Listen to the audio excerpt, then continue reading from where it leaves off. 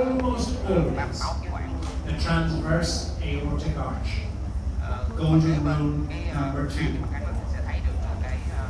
When you look at this image without the 4 chambers, no 4-chamber view, I can tell you straight away that this is the trachea, and therefore that's the aorta, and that is the main pulmonary artery, and that is the arterial duct. Without looking at the 4-chamber, in this baby, this is the transverse aorta, and this is the arterial duct. Because the vessel that's closest to the trachea is almost always the transverse aortic arch. You say to me, Simon, I can't always see the trachea. I say, okay, look at the SVC. The vessel that's closest to the SVC will be the transverse aortic arch. But the trachea is a better landmark. So golden rule number 2, I ask you a question, and I want you to tell me the answer. Is this baby on the left-hand side got an obstructed left heart or an obstructed right heart lesion? Anyway, I am not showing you the 4-chamber. I can tell you straight away, because when I look at this image at the very beginning, this here is the trachea, and this is retrograde flow in the aorta, which tells me that that baby has got a left heart lesion. Hypoplastic left heart, coarctation, mitral atresia with BSD. You look at the 4-chamber to find out. Now I ask you a different question. Is this baby got an obstructed left heart lesion or right heart lesion? Golden rule number 2, trachea, forward flow of the aorta, reverse the flow of the arterial duct. This baby has a right heart lesion. It's a very simple, practical rule. Golden rule number 3. It is important that you ingrain a reflex understanding for every scan that you do, that you set the blood flow so that inflow is red and outflow is blue.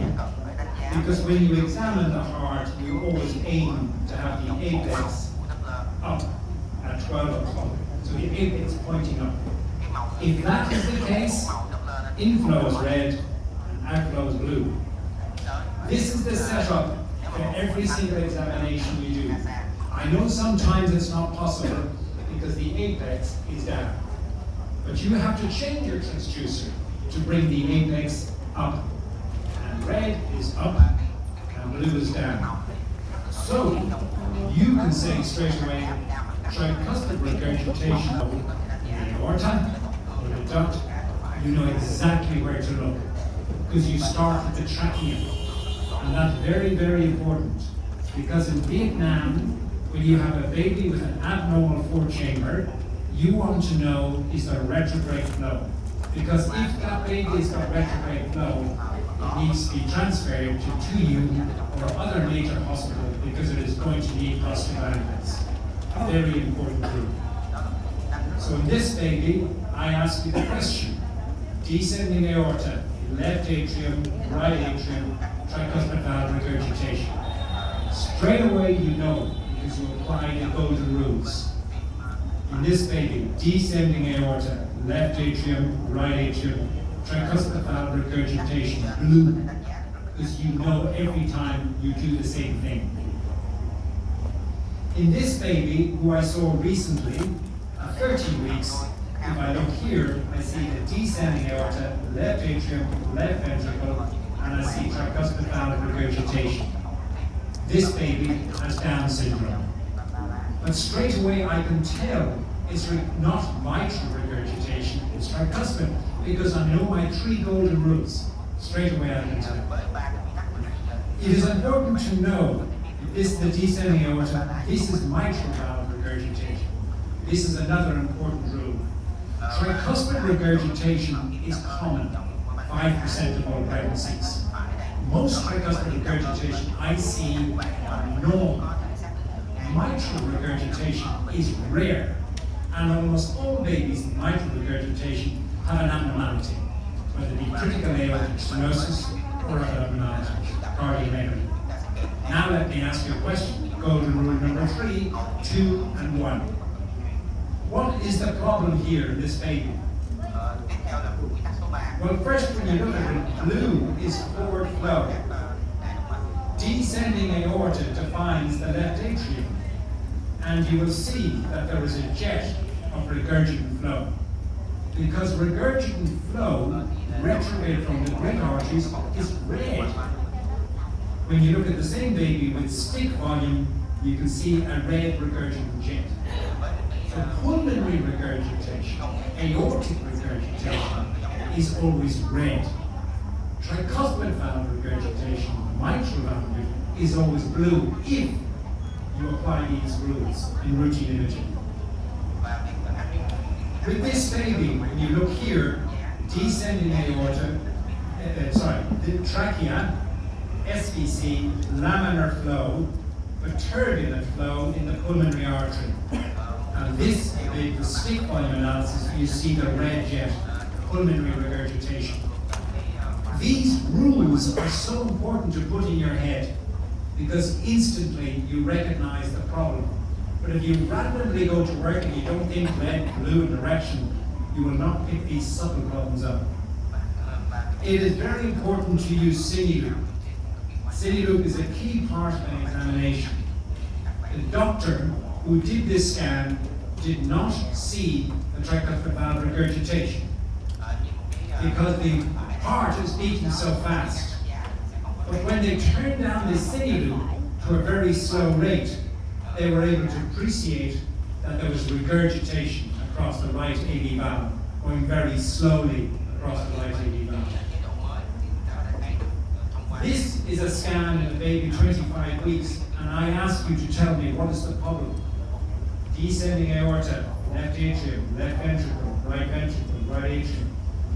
The problem in this baby was only appreciated when cine loop was turned down, because you could realize the waving motion of the interventricular septum. When it's going very fast, you can't see. But when you turn the cine loop down, you now appreciate that this is a dissynchronous interventricular septum. This baby has got a left ventricular aneurysm. But you would miss this diagnosis when the heart's running fast. But if you slow it down, you can now see this wavy motion of the interventricular septum. This is a baby who's nearly 23 weeks gestation. So remember, cine loop, when you first see something that doesn't look right, like the pulmonary veins, you see bidirectional flow, and turn down cine. Equal red, equal blue. Bidirectional flow in the pulmonary veins. You need to suspect a hypoplastic left heart. You need to suspect a restrictive foramen ovale. Cine loop will tell you the volume of forward flow equals the volume of reverse flow. But if it's going rapidly, you can't see. Golden rule number 5. When I examine a heart, and for many of you who were with me this morning in Julia Hospital, you note that I scan all the time, splitting my image into 2D on one side and color on the other. And that is very helpful in imaging the baby's heart, because it allows me to see and look at the valve in detail at exactly the point where the regurgitant jet is. This allows me to work out whether the baby has got Epstein's or tricuspid valve dysplasia. It allows precision of imaging color at the exact same time as imaging 2D.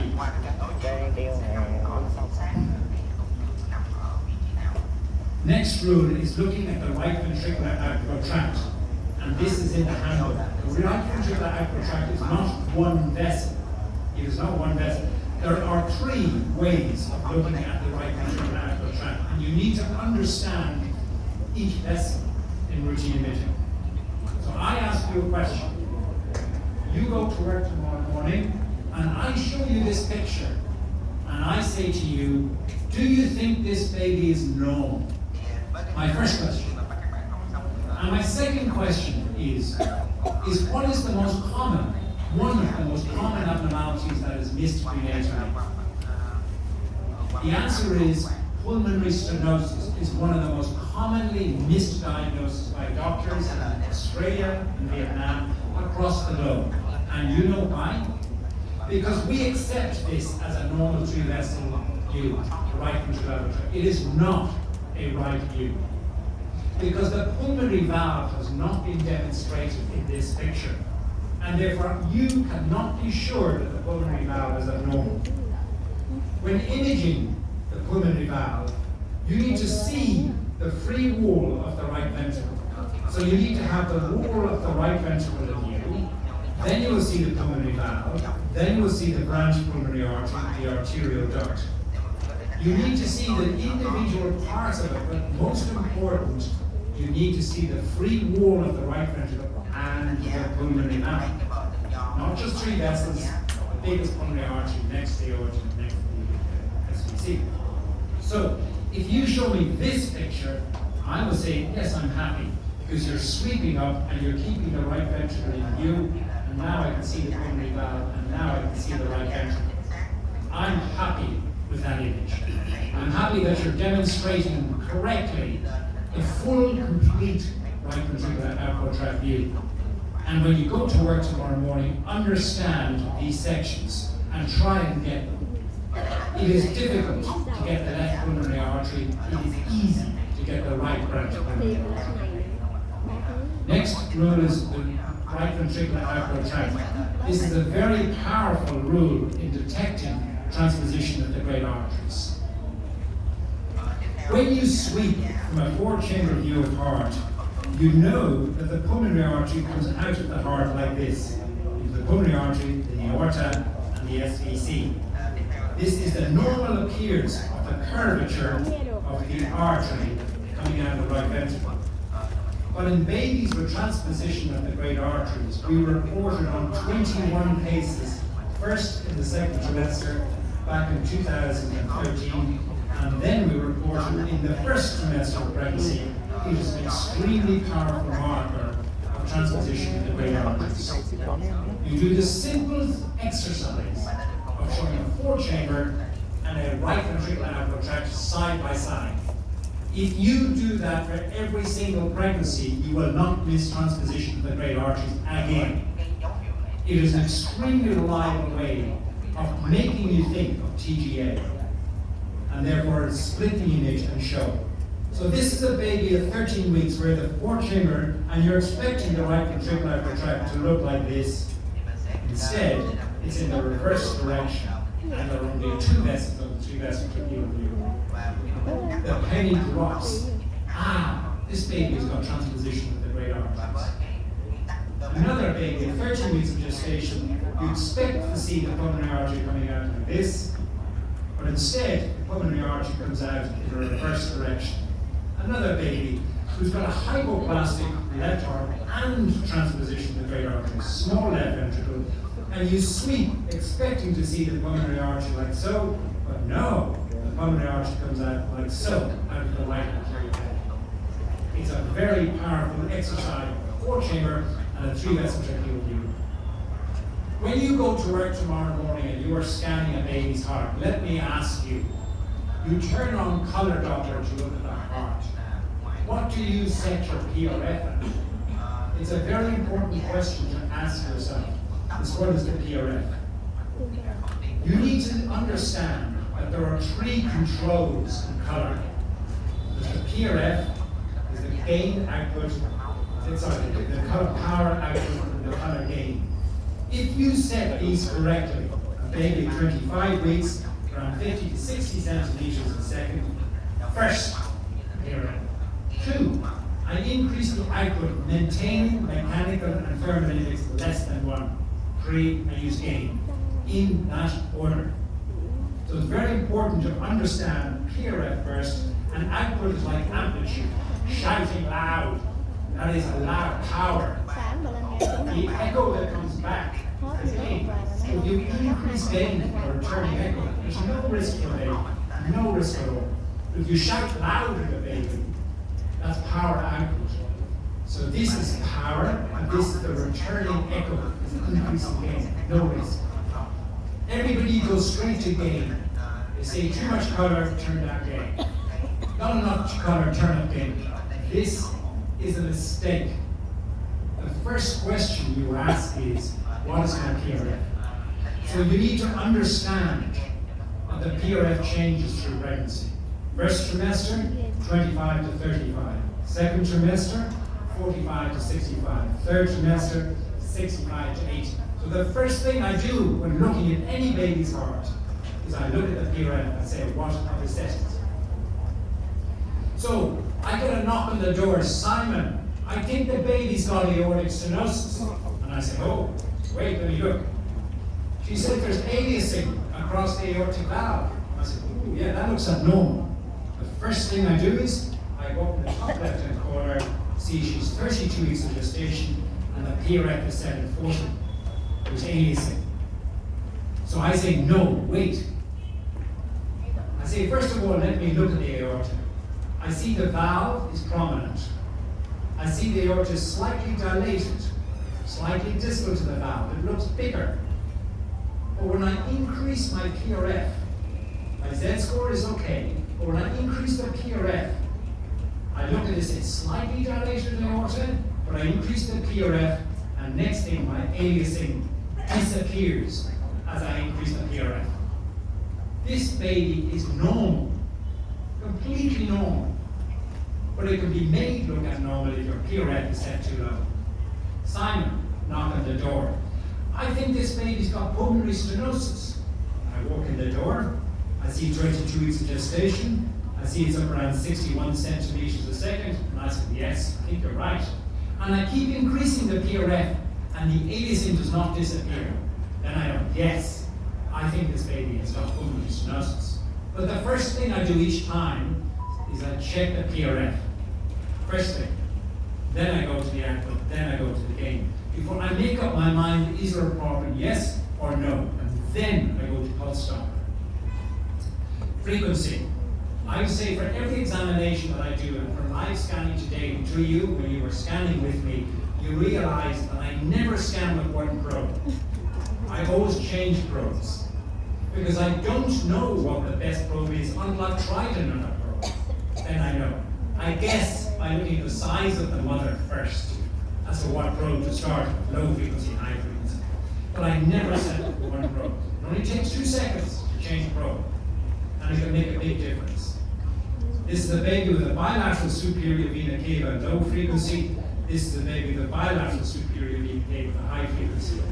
You can see the extra vessel so much more easily. So as you run from a low frequency to an intermediate to a high frequency probe, you can see that the extra vessel is much easier to see with a high frequency. And if you go to your golden rules, this is the trachea, transverse aortic arch, pulmonary artery, and therefore this is the extra vessel. Without looking at the fourth chamber, because I know my trachea rule number 1. Two things. Next rule is to check every baby where you do a scan. And again, I did it this morning in 2U. For every scan that I scanned this morning, I did a split screen, and I demonstrated a picture of the stomach, which I confirmed was on the left first, and then the fourth chamber view part. It is so easy to miss situs and versus. Every sonographer and every doctor in my hospital has to produce that image and save on PACS. And if you do that, you're very likely you're unlikely to miss situs anomalies. Golden rule number 100. This is a very helpful rule. So you see a baby where you see that there's aliasing, and you ask a question. You say, I put on pulse Doppler, and it's 110, and she's 34 weeks. Is that normal or abnormal? You say, well, I wonder. So do you have a chart on the wall, and you look at the velocities? Because you know that every baby, for every week of gestation, the velocity increases. It's slower at 12 weeks, it's faster at 20 weeks, it's even faster at 36 weeks. For every week of gestation, the velocity of flow in every single chamber and every single vessel in the baby increases in velocity. So, do you have a chart in your room? Well, let me say to you, I'll make it very easy for you. Because there's no week in gestation where it is more than 100. And that's a very, very helpful rule. Without using any chart, if you find a velocity that's more than 100, you know it's likely that you're looking at a problem. This shows the mitral valve, the tricuspid valve, the aortic valve, and the main pulmonary artery in 13 weeks up to 36 weeks, produced by Zita Adair very recently. And what you will notice is that 100 centimeters a second is above the 99th percentile for every single meter of displacement. Therefore, I know if the velocity is more than 100, I have to be suspicious. It's a very, very helpful rule. The second extremely helpful rule, you go to the hospital tomorrow, and tomorrow morning you scan the baby and you say the left ventricular outflow tract looks a little bit dilated. You see your left ventricle. You say, does this baby have aortic stenosis? You see aliasing. The next thing, you look at the velocity of flow across the aortic valve. And when you do so, you see the velocity is 105 centimeters a second. And you say to yourself, does this baby have aortic stenosis? Yes or no? You say, it's only increased by a little bit, Simon. Are you sure the baby with your 100 rule has aortic stenosis? The next thing I do is I place the pulse Doppler gauge over the pulmonary and I compare the pulmonary to the aorta. I can see the pulmonary is 45 centimeters and this is 105. This baby has got aortic stenosis because I've broken the 100 rule, number one, and two, when I compare it to the pulmonary, it's double the velocity of the pulmonary. Everybody in this room knows that in babies, the velocity on the left-hand side and right-hand side of the heart are almost the same, almost identical. So if you are ever suspicious about there being a problem with flow on one side of the heart and the other, compare with the other side. Also, this is black. That tells me laminar. This is white. That tells me turbulent. So when I look at this baby who I saw very recently, and I look at the pulse Doppler velocity across the pulmonary valve, this is the trachea, the aorta, and the artery, I'm getting velocities just over 85, 95 centimeters a second. And I say, is that pulmonary stenosis? Yes or no? Then I jump to the aorta and I look at the left ventricular outflow tract and I compare the velocities. Less than 100 with aliasing, but compared to the aortic valve, this baby has got mild pulmonary artery stenosis. Because the velocities across the aortic valve are much, much less. They should be the same. They are 40 centimeters a second. So this is less than 100 centimeters, but compared to the other artery, it is aliasing. And this is the baby with pulmonary valve stenosis. Short axis view. Remember, we're looking at the short axis. It's a very, very difficult view for obstetricians to get.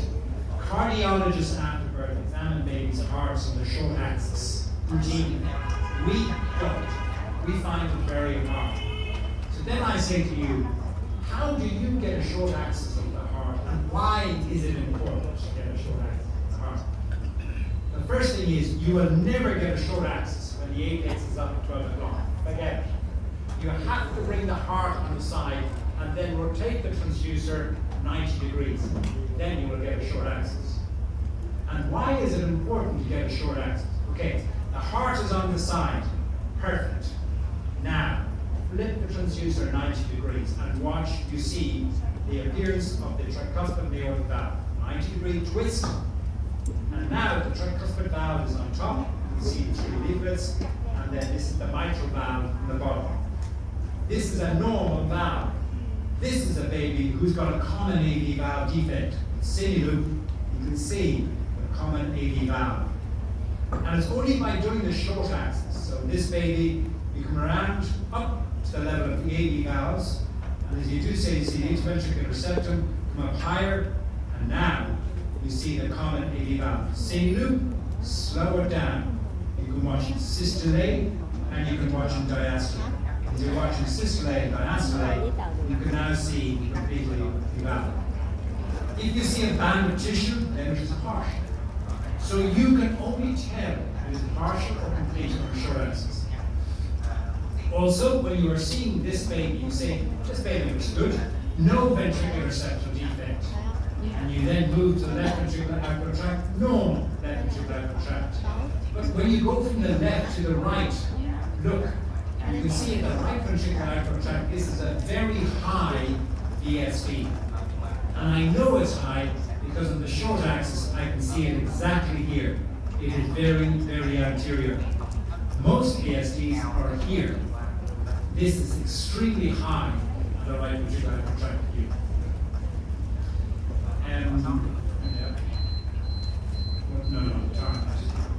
So looking at the outflow tract septum, this is a difficult view for obstetricians to get into view. How do you get this view? Number one, you sweep from a fourth chamber out to right ventricular outflow tract. So you sweep, and you get the pulmonary artery coming in, and then you rotate on the right ventricle. And when you rotate on the right ventricle, you get the tricuspid valve, and here you get the pulmonary valve. So the tricuspid valve, the pulmonary valve, and the Mercedes-Benz sign of the aorta. This is a very important section in looking for obstruction of the right ventricular outflow tract in babies with tetralogy of Fallot. It's also a very important point when you look at the outlet VSDs and the membranous VSDs. So if your VSD, this is the pulmonary valve, if your VSD is here, 2 o'clock, it's outflow. If it's below the tricuspid valve, it's membranous. So that's a rule how to get to that section. This is a baby who's got an outlet VSD.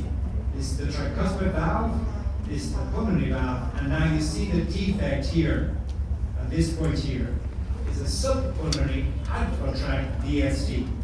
So 4-chamber, right ventricular outflow tract, rotate on the right ventricle.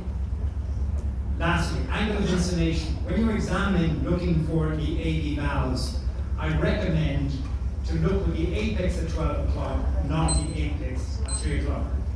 When looking for a baby with a partial or complete AVSD, a single line across, this is the best view, not with the apex at 3 o'clock. When looking at VSDs, the best angle is to have the apex at 2 o'clock, 3 o'clock, 11 o'clock, 7 o'clock, or 5 o'clock. These are the best views for bringing to view a VSD. Cardiologists like the transverse position. Obstetricians like it in this position. I think they are big VSDs, it doesn't matter. But most of the doctors and sonographers in my practice pick up VSDs because they've got the heart at 11 o'clock or they've got the heart at 2 o'clock. And then if you magnify your image, you then will appreciate your VSD. When you see the VSD, you need to look at red-blue flow. Is there equal volume of flow across? Because if the flow is only unidirectional, it's likely you're looking at an associated cardiac myopathy. 1 o'clock, the VSD. But I will not see this VSD that's small in a transverse position. If it's a big VSD, it doesn't matter. In a transverse position, I will see it at any angle. And that's why cardiologists like it in this view. Well, at least postnatally, they like it in this view. For aberrant subclavian, you want to have it in the position where it's at 11 o'clock. This is a baby with an aberrant right subclavian arch, either at 11 o'clock or at 2 o'clock, or at 5 o'clock, or at 7 o'clock. And then the best positions, we're looking at an aberrant subclavian. And the good news is, if the baby is not in a good position, don't worry. Because slow flow is beautiful technology that will show you the fill of tiny vessels like an aberrant subclavian, and it doesn't matter what position the baby is in. It is a particularly powerful tool when you use it in the first trimester of pregnancy. This is the baby at 15 weeks. On the power Doppler, we could not see it, but we turn on slow flow and straight away it becomes visible. Watch. Power Doppler, not visible. Turn on slow flow, immediately visible. It is a super technology, slow flow. We're looking for tiny vessels in the fetus. It is extremely important as we move into first trimester diagnosis of using this. This is a linear 9 probe, a transabdominal examination showing a 4-chamber, and then sweeping to a 3-vessel tracheal view to demonstrate an aberrant subclavian artery. And it is again technology which is useful in Vietnam because most women are so skinny. In Australia, there's less application. Last rule, priority. Priority is a ratio of the amount of colour to the amount of grayscale. And this is a very powerful tool. And you can change, this is a baby who I saw recently, who's at 12 weeks in my sonographer, knocked to my door and said, Simon, I think the baby has a VSD. When I look at this heart, I say there's so much colour, I don't know if that's a VSD. Yes, I can see there is dropout in the heart, but I am not certain. So what do? I then turn around and I change my balance down to 50, not 250, I twist it down. And now I can see beautifully demonstrated that this baby has got a perimembranous ventricular receptor defect at 12 weeks. So remember, if you are using power Doppler or slow flow Doppler, remember balance and priority is a very, very powerful tool. And it's not just first trimester, this is second trimester in a baby who had a previous total anomalous pulmonary venous return. But this is with power Doppler, and as I turn down the balance, it gives precision and colour imaging of the venous drainage of the baby's heart. And this heart as well, precision imaging with power Doppler and balance turned down. It is very powerful technology. This is a baby I saw a few days ago, and you look a few weeks ago, the foramen valley aneurysm. You can characterize by using slow flow Doppler with balance and see the movement and the fill, where blood goes and how it enters into the left ventricle, and why these babies have got a small left ventricle. It allows you to understand. So that's the cardiac handbook for those who've not seen it. These rules are all demonstrated in that LinkedIn account. You can tap on that LinkedIn, scroll down, and you can see all the pages of it. It's also available on the ISOG website, and I hope you can make use of those resources. Thank you very much for your attention.